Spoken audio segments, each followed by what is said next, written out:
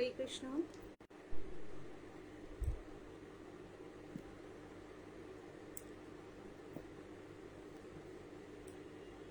হরে কৃষ্ণ। দুঃখিত, আসলে লাইভে কোনো প্রবলেম হচ্ছিল, এজন্য এটা কেটেই গেছে।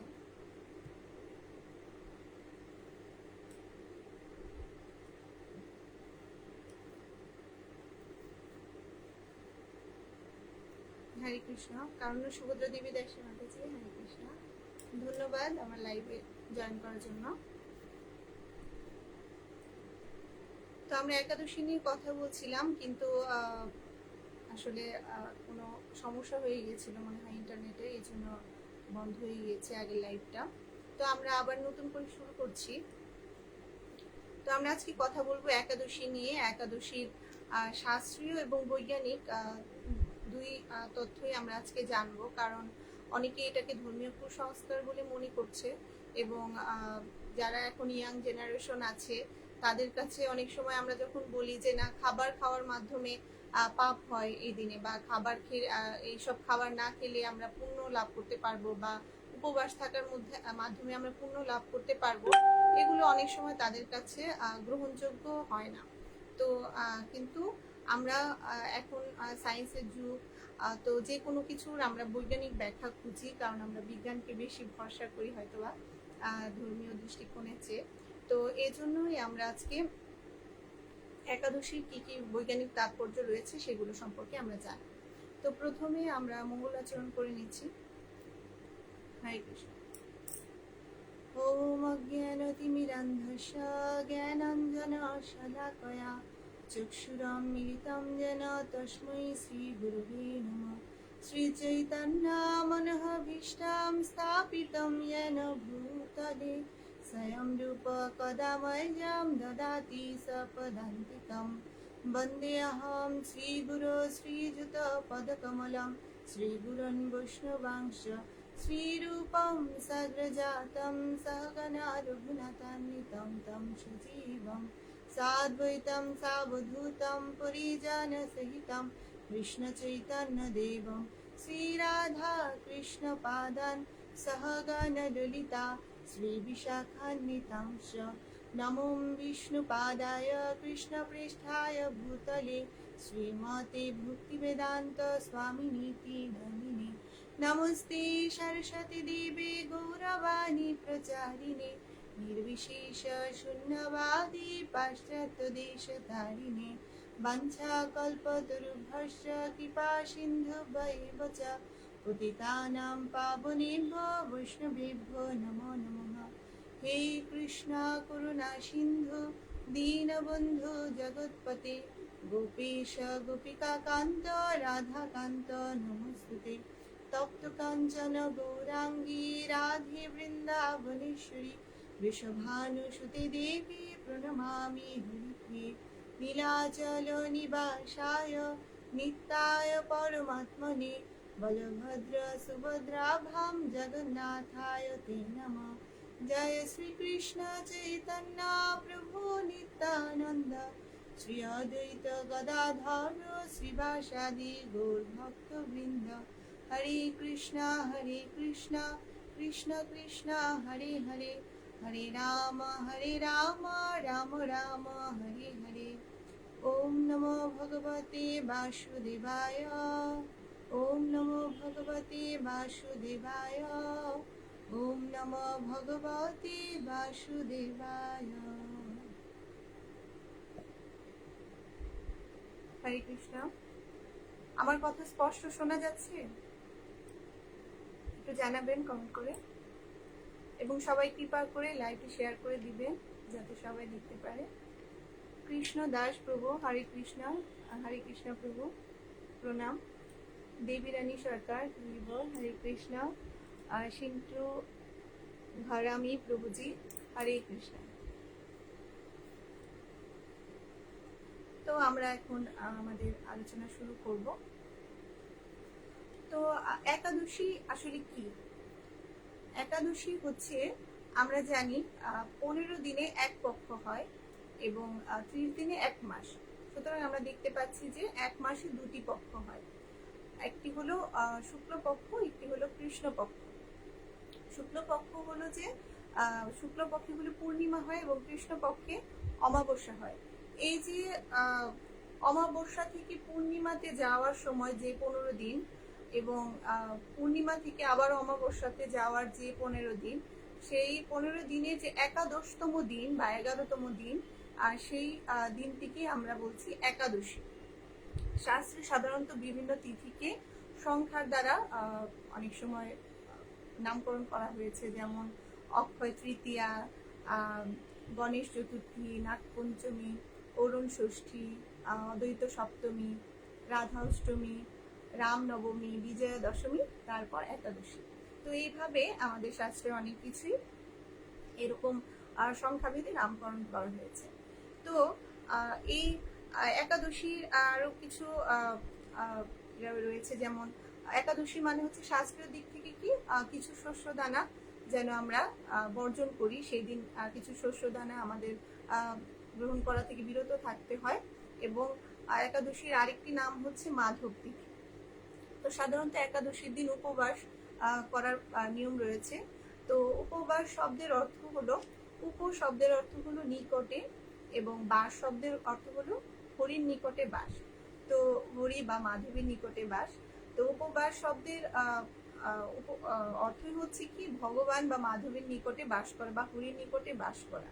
তো সেই দিন আমরা একাদশীতে কি করি, আমাদের যে একাদশ ইন্দ্রিয়, 5টি জ্ঞানেন্দ্রিয়, 5টি কর্মেন্দ্রিয়, জ্ঞানেন্দ্রিয় যেমন চক্ষু, কর্ণ, নাসিকা, জিহ্বা, ত্বক, এবং কর্মেন্দ্রিয় হলো হস্ত, পদ, উদর, উপস্থ এবং পায়। এই যে জ্ঞানেন্দ্রিয়, কর্মেন্দ্রিয় 5টি 10টি এবং মন, এই যে একাদশ ইন্দ্রিয়, সেই একাদশ ইন্দ্রিয়কে নিয়ন্ত্রণ করে সেদিন ভগবানের সেবায় বা ভগবানের ভক্তিতে নিবিষ্ট হওয়াটাকেই আমরা একাদশী ব্রত করব। তো এটা শাস্ত্রীয় কিছু ধারণা। এখন আমরা জানবো যে এটার বৈজ্ঞানিক কি ব্যাখ্যা আছে। কারণ মানুষ এখন বৈজ্ঞানিক, যদিও সৃষ্টিকর্তা থেকে মানুষের সৃষ্টি এবং সেই মানুষই বিজ্ঞানকে সৃষ্টি করেছে, তবুও আমরা বিজ্ঞানীদেরকে বা বিজ্ঞানকে বেশি প্রাধান্য দিই। কারণ দেখি হয়তো অনেকে মনে করি যে আমরা বিজ্ঞানকে চোখের সামনে দেখতে পাই, আমরা এই যে ইন্টারনেটে কথা বলছি, যে মোবাইল, এই যে ইলেকট্রিসিটি, সবকিছুই আমরা চিন্তা করছি যে এগুলো বিজ্ঞান থেকে এসেছে। এবং যেহেতু আমরা হাতে নাতে এটা ব্যবহারিকভাবে প্রয়োগ করছি, এজন্য অনেক সময় আমাদের কাছে এটিকে বেশি গ্রহণযোগ্য মনে হয়। এবং আরো একটি বিষয় রয়েছে যে আমরা অনেকেই সনাতন ধর্মে যারা রয়েছি, তারা অনেকেই শাস্ত্র সম্পর্কে খুব বেশি জ্ঞান রাখি না। আমরা অনেকেই সনাতন ধর্মের অনেকেই শাস্ত্র চর্চা বা ধর্ম চর্চা থেকে অনেকটাই দূরে থাকে। তো তারা সঠিকভাবে আমাদের নেক্সট জেনারেশন বা আমাদের যারা সন্তানাদি থাকে, তাদেরকে আমরা সঠিকভাবে তথ্য দিতে পারি না বিধায় তারা অনেক সময় এটিকে গ্রহণযোগ্য মনে করে না এবং কুসংস্কার বলে মনে করে। তো এজন্য আমরা চাই, কিন্তু সনাতন ধর্ম যে কতটা বৈজ্ঞানিক কতটা গভীর, এটা আমরা বুঝতে পারি যখন আমরা সায়েন্সের সাথে আমাদের ধর্মের বিভিন্ন তত্ত্ব আমরা গবেষণা করি, তখন আমরা বুঝতে পারি। তো আমাদের এখন আমরা বৈজ্ঞানিক ব্যাখ্যায় চলে যাচ্ছি। জীবের, আমরা যারা সায়েন্সের স্টুডেন্ট তারা বাদেও আমরা সবাই হয়তো জানি যে কি জীবের কোষ বিভাজন হয়, সেল ডিভিশন, যেটা শরীরে সবসময় কোষ বিভাজিত হতে থাকে। যতদিন আমরা বেঁচে থাকি ততদিনই কোষ ডিভিশন হতে থাকে। তো এই কোষ বিভাজনের মধ্যে কোষের মধ্যে থাকে কি নিউক্লিয়াস, এবং সেখানে থাকে ডিএনএ। আমরা হয়তো ডিএনএ এর নাম শুনে থাকি, অনেক সময় সিনেমা নাটকে আমরা দেখি যে কারো পিতৃ পরিচয় পাওয়ার জন্য বা ফরেন্সিক কোনো ল্যাবরেটরিতে আমরা ডিএনএ টেস্টের নাম শুনি। তো ডিএনএ টেস্ট করা হয় কেন? হয়তো তার পিতাকে সেটা খুঁজে পাওয়ার জন্য। তো কিভাবে ডিএনএ তার পিতাকে খুঁজে দিতে পারে? সেটা হলো, ডিএনএ জিনিসটা হলো ডিঅক্সিরাইবোনিউক্লিক অ্যাসিড। ডিএনএ কাজ হলো আমাদের বংশগত বা জেনেটিক তথ্য সরবরাহ করা। কোনো জীবের বিকাশ এবং কার্যকারিতার জন্য এই বংশগত তথ্য বহন করে ডিএনএ, মানে আমি কোন বংশের সেই তথ্যটি ডিএনএ আমার শরীরের মাধ্যমে আমার বাবার থেকে আমার শরীরে এসেছে, আমার থেকে আমার পরের প্রজন্মতে যাবে, এইভাবে করে ডিএনএ আমাদের বংশ, আমি কোন বংশের বা কোন আমার মধ্যে জেনেটিক যে বিষয়গুলো, এগুলো এক জেনারেশন থেকে আরেক জেনারেশনে এটা প্রবাহিত হয়। তো এটা হলো ডিএনএ এর কাজ। তো ডিএনএ এর সাথে আরেকটা বিষয় যুক্ত, সেটা কোনো তথ্য সরবরাহ করে না। তো সেটার নাম বিজ্ঞানীরা দিয়েছিলেন, যেহেতু সে কোনো তথ্য সরবরাহ করে না, তাকে এজন্য বিজ্ঞানীরা তার নাম দিয়েছিলেন জাঙ্ক ডিএনএ। এবং অনেক যারা বিজ্ঞানী নাস্তিক আছেন তারা বলেছিলেন যে ভগবান, যারা আমরা বিশ্বাস করি যে আপনারা তো ভগবানকে বিশ্বাস করেন, ভগবানের নাকি সৃষ্টিতে কোনো ভুল নেই, কোনো ত্রুটি নেই, কিন্তু এই যে দেখেন ডিএনএ তে তো এই যে এরকম জাঙ্ক ডিএনএ আছে যেটা কোনো তথ্য সরবরাহ করে না, তার মানে কি ভগবানের সৃষ্টিতে ভুল হয়েছে, কারণ এটার তো কোনো প্রয়োজন ছিল না, এটা কেন দিল? তারপর কি হলো, অন্যান্য বিজ্ঞানীরা আরো এটা নিয়ে গবেষণা করলো এবং গবেষণার মাধ্যমে অনেক আশ্চর্যজনক একটা তথ্য বেরিয়ে আসলো। কি বের হলো, যে আমরা তো সবাই জুতার ফিতা দেখেছি, কেশ জুতাগুলো, সেগুলো ফিতার মধ্যে কি হয় দেখবেন, ফিতার দুই পাশে রাবারের মতো প্লাস্টিকের মতো কিছু দিয়ে একটু চিকন থাকে, আপনারা দেখেছেন তো না? তো দুই পাশে দেখবেন চিকন করে একটা থাকে ফিতার দুই পাশে। তো ওইটা কি হবে, যদি দুই পাশের ওইটা যদি আপনি খুলে দেন তাহলে কিন্তু পুরো ফিতাটাই নষ্ট হয়ে যাবে আস্তে আস্তে, একবার যদি ওইটা খুলে যায়। তো ডিএনএ এই জাঙ্ক ডিএনএ এর কাজটাও এরকম, ডিএনএ দুই পাশে এরকম জাঙ্ক ডিএনএ থাকে, সেটাকে পরবর্তীতে নাম দেওয়া হয়েছে টেলোমিয়ার। তো সেই টেলোমিয়ারটা কি করে, ভিতরের যে আমাদের তথ্য, তার মধ্যে যদিও কোনো তথ্য নেই, কিন্তু ওই যে লেজের দুই পাশের প্লাস্টিকের এটা যেমন ফিতাটাকে রক্ষা করে বা প্রোটেকশন দেয়, সেই একইভাবে এই টেলোমিয়ার এই ডিএনএ যে তথ্য নিয়ে থাকে সেটা যাতে নষ্ট না হয়ে যায়, এই জন্য দুই পাশে থাকে। তো তারপরে বিজ্ঞানীরা বুঝতে পারলো যে আসলে এটা আসলে সৃষ্টিকর্তার ভুল নয় এবং এটার একটা গুরুত্বপূর্ণ কাজ রয়েছে। এবং ডিএনএ আরেকটা বিষয় হচ্ছে এই যে আমাদের যে কোষ বিভাজন হচ্ছে, এই কোষ বিভাজন যত বেশি হবে তত বেশি এই টেলোমিয়ার ধ্বংস হবে, আর যত বেশি টেলোমিয়ার বা কোষ বিভাজন হতে থাকবে তত আমাদের আয়ু কমতে থাকবে এবং আমরা মৃত্যুর দিকে চলে যাব, যে পর্যায়ে গিয়ে পুরো ডিএনএ বা টেলোমিয়ার শেষ হয়ে যাবে, সেই পর্যায়ে আমাদের মৃত্যু হবে। তো তারপর বিজ্ঞানীরা কি করলেন, যে কিভাবে এই ডিএনএ এর বিভাজন বা টেলোমিয়ারের এই যে ভাঙন, এটা কিভাবে রোধ করা যায়। তখন তারা কি করলেন, তখন তারা গবেষণার মাধ্যমে পেলেন কি, যে যারা সাত্বিক আহার গ্রহণ করেন, যারা কোনো ধরনের মদ্যপান করেন না, নেশা জাতীয় খাবার খান না, তো তাদের মধ্যে কি হয়, তাদের মধ্যে এই যে কোষ বিভাজন, এই যে ডিএনএ ভাঙার যে প্রবণতা, সেটা সবচেয়ে কম থাকে। এবং তারা আরেকটা জিনিস আবিষ্কার করলেন, যে কেউ যদি মাসে 2 দিন, 30 দিনে 2 দিন 36 ঘন্টা করে উপবাস থাকে, তাহলে তার এই কোষ বিভাজনের প্রবণতা কমে যাবে এবং ডিএনএ ভাঙার প্রবণতা কমে যাবে এবং কি এই টেলোমিয়ারের সংখ্যাও বেশি থাকবে। তো তার মাধ্যমে কি হবে, আমাদের আয়ু বৃদ্ধি পাবে বা শরীর সুস্থ থাকবে বেশি দিন পর্যন্ত। তার মানে আমরা কি পাচ্ছি, এই যে বিজ্ঞানীদের 30 দিনে 2 দিন যে উপবাস, সেইটাই ভগবান বলেছেন একাদশী। তো ভগবান কি বলেছেন, একাদশী দিন, কিন্তু বিজ্ঞানী বলছেন মাসে 2 দিন। তো এভাবে করে তারা দেখলেন এভাবে করে 2 দিন করলে মানুষের শরীর ঠিক থাকে, কিন্তু কিছু মানুষের শরীর তারপরেও ঠিক হচ্ছে না, তাদের রিকভার হচ্ছে না। তখন দেখা গেল, তারা রিসার্চ করলেন, যে রিসার্চে পেলেন যে যারা আমিষ ভোজী, যারা আমিষ খাচ্ছেন, তাদের জন্য এই নিয়মটা হলো, তাদেরকে 1 মাস একটানা একাদশী করতে, মানে উপবাস করতে হবে, সূর্যোদয় থেকে সূর্যাস্ত পর্যন্ত, যেটা আমাদের গ্রন্থে, আমাদের পতঞ্জলি সূত্রে অনেক আগেই লেখা হয়ে গেছে, যে যারা সাত্বিক আহার গ্রহণ করবেন, তারা মাসে 2টি একাদশী ব্রত পালন করবেন, এবং যারা আমিষ আহার করবেন তারা 1 মাস ব্যাপী উপবাস পালন করবেন। আমরা আমাদের ধর্মের বাইরে অন্য ধর্মে দেখতে পাই যারা আমিষ আহার করে তারা 1 মাসের একটি ব্রত পালন করে। তো এইভাবে করে আমরা কিছু একটা বৈজ্ঞানিক তথ্য পেলাম ডিএনএর ভিত্তিতে। তো আবার তারা এটাও গবেষণায় পেয়েছেন যে কি এই যে উপবাসের যে নিয়মটা, যে আমাদের যে 30 দিনে 2 দিন যে আমরা যে উপবাস বা কিছু সাধন করব, সেটা কি 8 থেকে 80 বছর পর্যন্ত করার কথা বিজ্ঞানীরা বলেছেন। এবং এটাও আমাদের পদ্ম পুরাণে বর্ণিত আছে যে 8 থেকে 80 বছর বয়স পর্যন্ত মানুষের একাদশী ব্রত পালন করা কর্তব্য। তো এইভাবে করে আমরা কি দেখতে পাচ্ছি যে একাদশীর বৈজ্ঞানিক গুরুত্বটা কত, আমাদের শুধুমাত্র ধর্মীয় চর্চার জন্য না, আমাদেরকে শরীরকে ঠিক রাখার জন্য। আমরা অনেক সময় মনে করতে পারি যে উপবাস বা একাদশী করলে আমরা দুর্বল হয়ে যাব, বা আমাদের সন্তানরা দুর্বল হয়ে যাবে, তারা ছোট। কিন্তু না, শাস্ত্র এবং বিজ্ঞান দুটি বলছে কি 8 থেকে 80 বছর পর্যন্ত মানুষের, যদি আমরা এভাবে মাসে 2টি করে আমরা এরকম 36 ঘন্টার আপনারা ক্যালকুলেট করে দেখবেন যে আমরা যদি একাদশী থেকে দ্বাদশী পালন পর্যন্ত আমরা যদি হিসেব করি, সেটা অনেকটা এই 36 ঘন্টার সমপর্যায়ই হয়।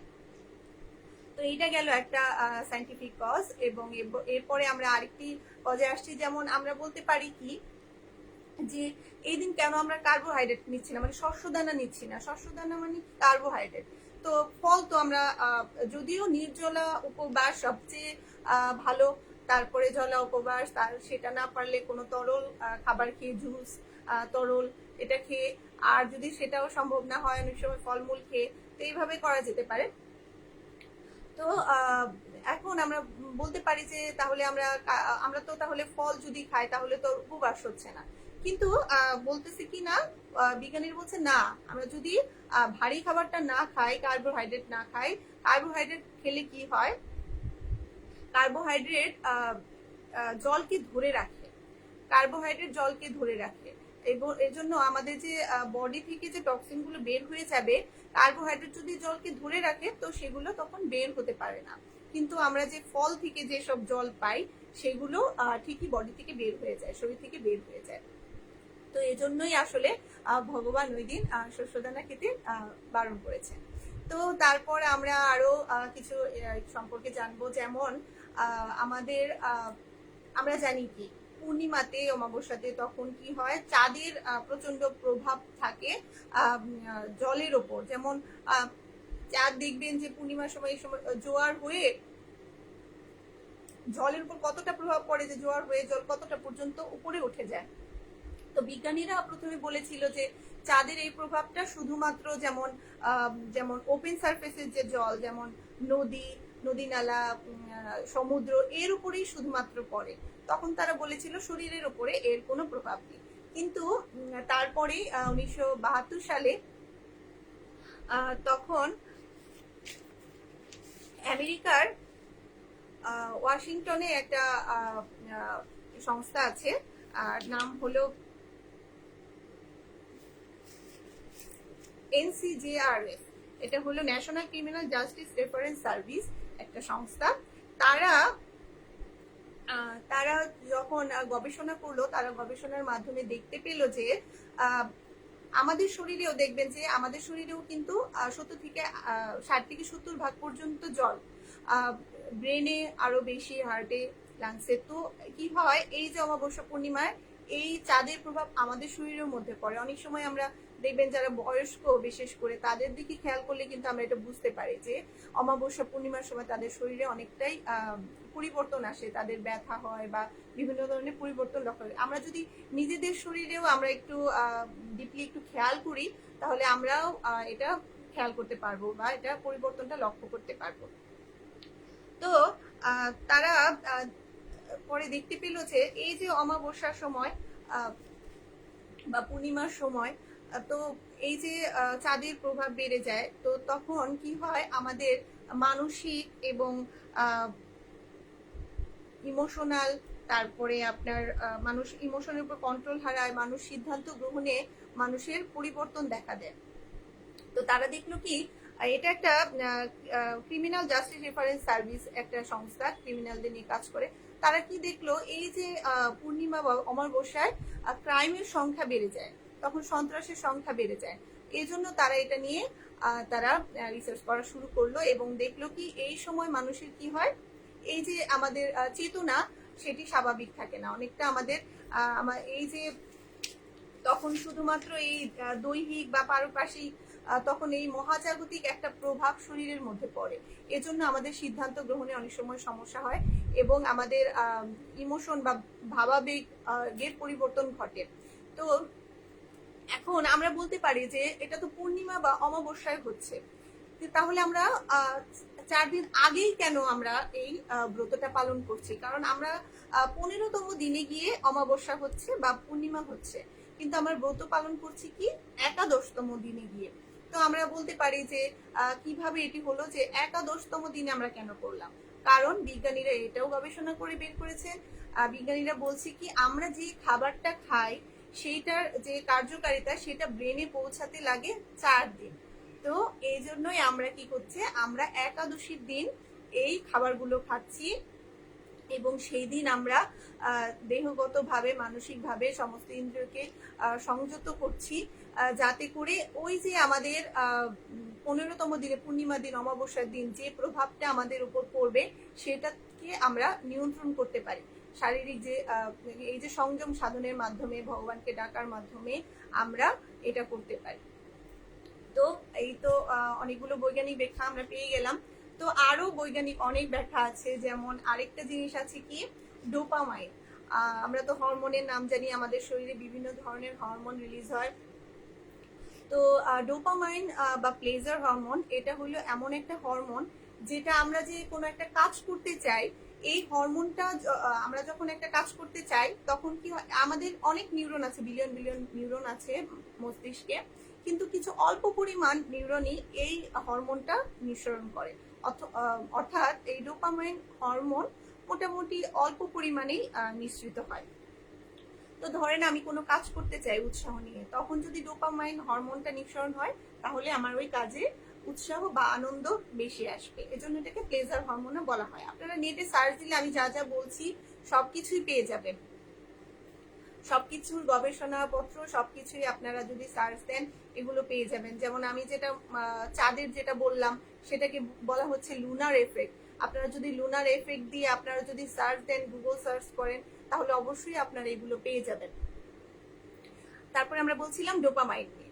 তো ডোপামাইন বা প্লেজার হরমোন, যেমন ধরেন কোনো ছাত্র ধরেন পরীক্ষা সে পড়াশোনা করবে, এখন পড়াশোনার আগে সে যদি ধরেন ঘন্টাখানিক মোবাইল চালায়, তার যদি পছন্দের সিরিজ দেখে, সিনেমা দেখে, গান শোনে বা পছন্দের গেমস খেলে, তার যেটা পছন্দ, তাহলে কি হবে, এই যে পছন্দের কাজ করার সময় কি হয় আমাদের এই হরমোনটা রিলিজ হয়।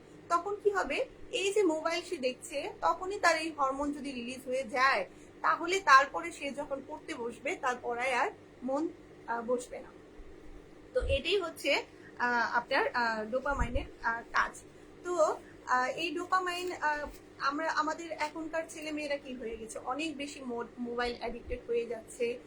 তারপরে আমরা যদি অনেক বেশি জাঙ্ক ফুড খাই, জাঙ্ক ফুড কি হয়, মানে যে কোনো আনন্দদায়ক জিনিস, জাঙ্ক ফুড খেলে কি হয় আমাদের মনের মধ্যে, আমরা ওটা আনন্দ নিয়ে খাই, ওটা আমাদের পছন্দ হয়, কিন্তু ওটা খেলে কি হয় শরীরের মধ্যে লেথার্জি চলে আসে, অন্য খাবারগুলো ভালো লাগতে চায় না। একইভাবে যারা মদ্যপান করে, যারা নেশা করে, তাদের ওইটা করার সময় যে ডোপামাইন হরমোনটা বেশি নিঃসৃত হয়, ফলে তারা কি অন্যান্য কাজের প্রতি তারা আগ্রহ হারিয়ে ফেলে, তাদের আর অন্য কাজের প্রতি আগ্রহ থাকে না। তো এটি হলো ডোপামাইন হরমোনের কাজ। তো এটা কেন বলছি, একাদশীর সাথে এটার কি সম্পর্ক? তো এটার সম্পর্ক হলো যে তখন কিছু বিজ্ঞানীরা গবেষণা করলেন এবং তারা কি করলেন, মাসে 2টা দিন তারা সিলেক্ট করলেন যে স্টুডেন্টদেরকে তারা কি করলেন, 2টা দিন মাসে তারা তাদের ওই স্টুডেন্টদের কাছে কোনো রকমের মোবাইল, কোনো ধরনের যা থেকে তারা আনন্দ পেতে পারে এরকম জিনিসপত্র তারা তাদের কাছ থেকে দূরে রাখলেন এবং দেখা গেল যে চমৎকার রেজাল্ট আসলো। এই 2 দিন তারা যে দূরে থাকলো এর ফলে, এবং সেদিন তারা সারাদিন পড়াশোনা করবে, তো এই 2 দিনেই তাদের অনেক উন্নতি লক্ষ্য করা গেল। তো একইভাবে ওনারা যেহেতু তাদের যদিও তাদের সময় সুযোগ অনুযায়ী মাসে 2টা দিন নির্ধারণ করেন, কিন্তু আমরা কি করছি, আমরা দেখবো যে একাদশীর দিন যদি আমরা এরকম করি, আমরা যদি কোনো ধরনের, আমরা কি করি একাদশীর দিন কি আমরা ইন্দ্রিয়কে সংযম করি, আমরা কি করি কোনো ধরনের যেটা আমাদের ইন্দ্রিয়কে তৃপ্তি দেয়, আমাদের ইন্দ্রিয়কে আনন্দ দেয়, সেই জিনিসগুলো থেকে আমরা বিরত থেকে শুধুমাত্র ভগবানের আরাধনায় নিমগ্ন থাকার চেষ্টা করি। তো এইভাবে কি হয়, আমাদের এই যে ডোপামাইন রিলিজটা এটা সঠিকভাবে ব্যালেন্সড হয় এবং আমাদের কাজে উৎসাহ আসে। তো এই গেল আরেকটি ব্যাখ্যা। তো আমরা অনেকগুলোই ব্যাখ্যা পেয়ে গেলাম। তো এর মধ্যে কি কারো কোনো বোঝার কোনো অসুবিধা হয়েছে, বা এর মধ্যে কারো কোনো প্রশ্ন আছে?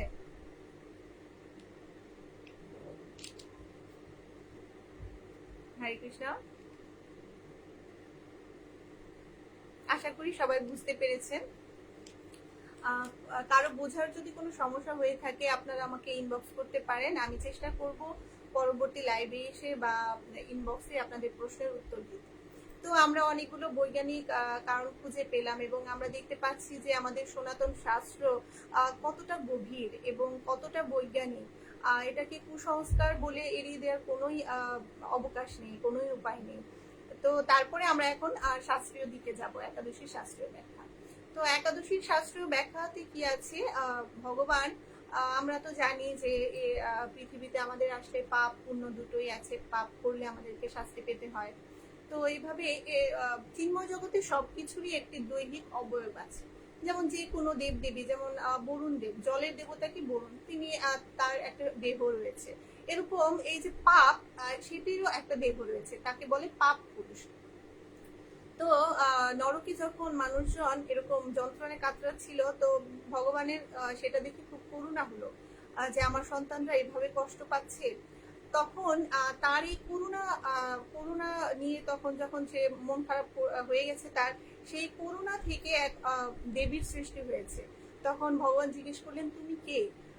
উনি বললেন আমি আপনার এক দাসী। সেই এক দাসী থেকে হয়েছে একাদশী। তো যেহেতু ভগবানের করুণা থেকে তার প্রকাশ হয়েছে, এজন্য একাদশী ব্রত পালন করলে ভগবানের অভূতপূর্ব করুণা পাওয়া যায় এবং ভগবানকে লাভ করা যায়। এবং ভগবান তাকে, একাদশী দেবীকে আশীর্বাদ করেছিলেন যে যিনি তোমার ব্রত পালন করবে, যিনি তোমার ভজনা করে একাদশী ব্রত পালন করবে, আমার ভজনা করে একাদশী ব্রত পালন করবে, তারা আমাকে লাভ করতে পারবে। তো তারপর কি হলো, একাদশী দেবী আবির্ভূতা হলেন এবং সবাই তখন একাদশী ব্রত পালন করতে থাকলেন এবং সবাই ভগবানকে মানে মুক্তি লাভ করতে থাকলেন। তো তখন পাপ পুরুষ ভগবানের কাছে আসলেন যে আমাকেও তো আপনি সৃষ্টি করেছেন, আমি তো আপনারই সৃষ্ট, তো আমার তাহলে কি হবে, সবাই যদি মুক্তি পেয়ে যায় তাহলে আমার কার্যকারিতাটা কি?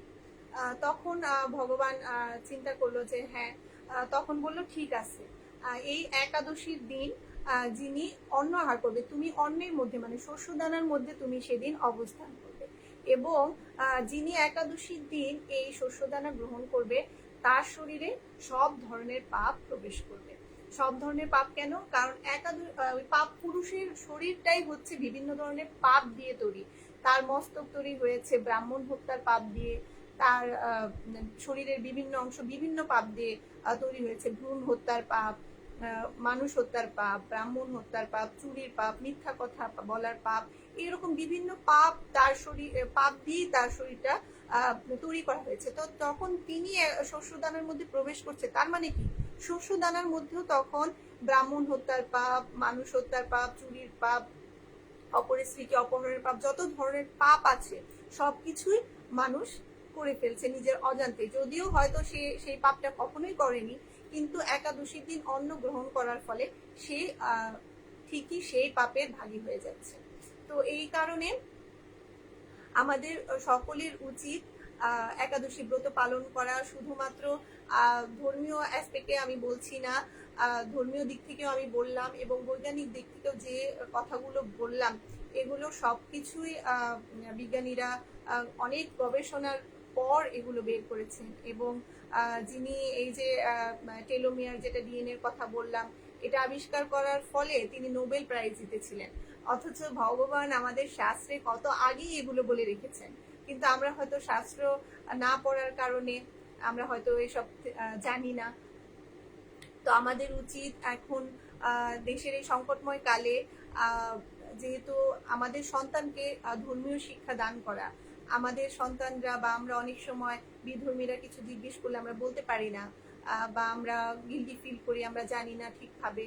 তো এজন্য আমাদেরকে সবকিছুই সুন্দরভাবে জানা উচিত। শাস্ত্রটা ধর্মটা শুধু করার জন্য নয়, এটা আসলে জেনে করলে কি হবে, আমাদের কনফিডেন্স লেভেল ভালো থাকবে। এবং এই যে আমরা যখন জানবো একটা বিষয়ে, যখন আমাদের কোনো বিষয়ে জ্ঞান লাভ হবে, তখন কি হবে, কোনো ব্যক্তি আমাদেরকে এই বিষয়ের অন্য কিছু বলে আমাদেরকে প্রভাবিত করতে পারবে না। এজন্য আমাদেরকে ধর্মীয় দিকে সবকিছু সম্পর্কে প্রবল জ্ঞান রাখা আবশ্যক। তো আমি যারা যারা যুক্ত হয়েছিলেন আমার লাইভে, সকলকেই ধন্যবাদ জানাচ্ছি এবং কৃতজ্ঞতা জ্ঞাপন করছি। কৃপা করে আপনারা, যদি ভালো লেগে থাকে আমার এই আলোচনা, আপনারা কৃপা করে আমার লাইভটি শেয়ার করে দিবেন সবার মাঝে। যদি কারো উপকার হয় তো সেটাই আমার সার্থকতা হবে। তো আজকের মতন লাইভ শেষ করছি। হরে কৃষ্ণ, শুভরাত্রি। আর সবাইকে একাদশী পালন করার জন্য বিনীত নিবেদন জানাচ্ছি। হরে কৃষ্ণ।